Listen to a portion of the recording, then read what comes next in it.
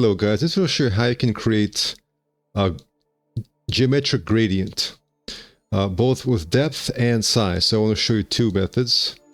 So let's say I want to create some sort of interesting gradient effect on here, a gradient detail. So let's first of all go ahead and create it. So let's, for example, start with a sphere, or rather, let's start with a box. All right, so let's say we got this. And I'll go ahead and Shift-Z move that right here. I'll go ahead and use an array.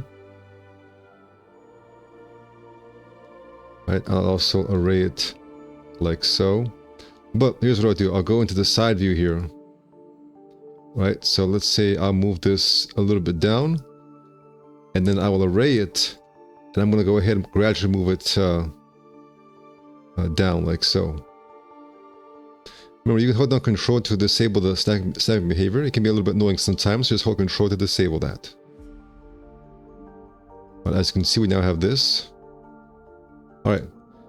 Now here's the thing. When you go ahead and press Control to use the place command, it does automatically, it's smart enough to know where the center is right here. Alright. So I can place this right here, for example. A for rotation, S for scale. As you can see, we now have this effect happening here. I'll select this, hold Shift to add these, Q.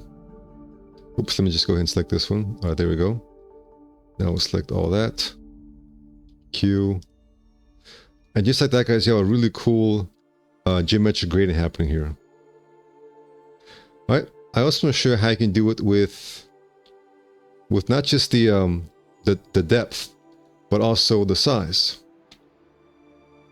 So let's go ahead and create a cool hexagon using polygon.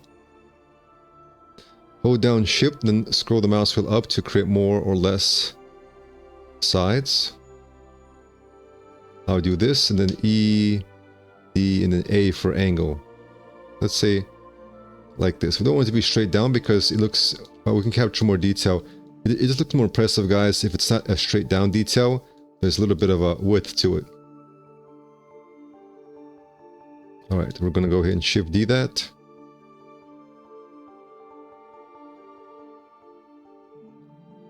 We'll go ahead and use the rectangular array. We don't need that much, just go with 4 for example. Actually, let's go with 5.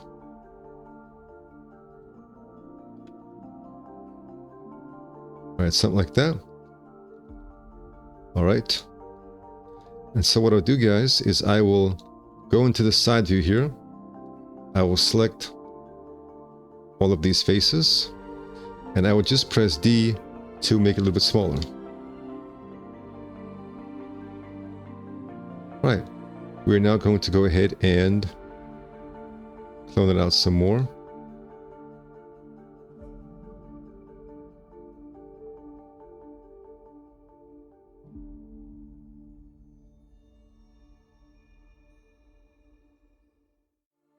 Alright, we're going to do the same thing. And press D, shrink it down. Alright.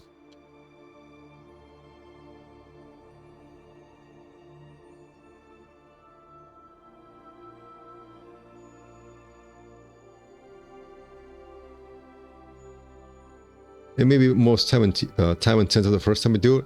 But once you got this detail, guys, you'll be happy to reuse it over and over again. So spend the time to get a good result here. Alright, maybe we'll do like 2 more iterations.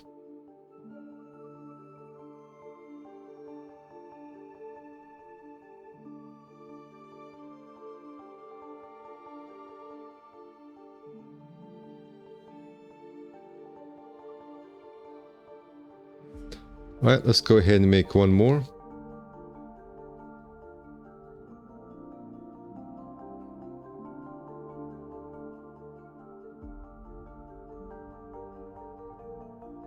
Alright, there we go. So now, guys, we have this nice scaling happening here. Once again, we'll press Control D. Now, guys, if you're not able to find a good point right here, You can actually make an artificial point right here by using, let's say, for example, a little box here. And the important thing, guys, is that you got to make sure it's the right height. So I need to make sure that it is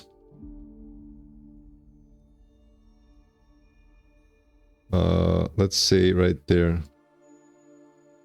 All right, so I will select this. I will deselect this little box, and I'll press Ctrl D, and I'll use the box as a helper. Now I'll kind of put it right here. I'll ask to scale that. And the D to make sure it's the right position. All right. And we will cue that away.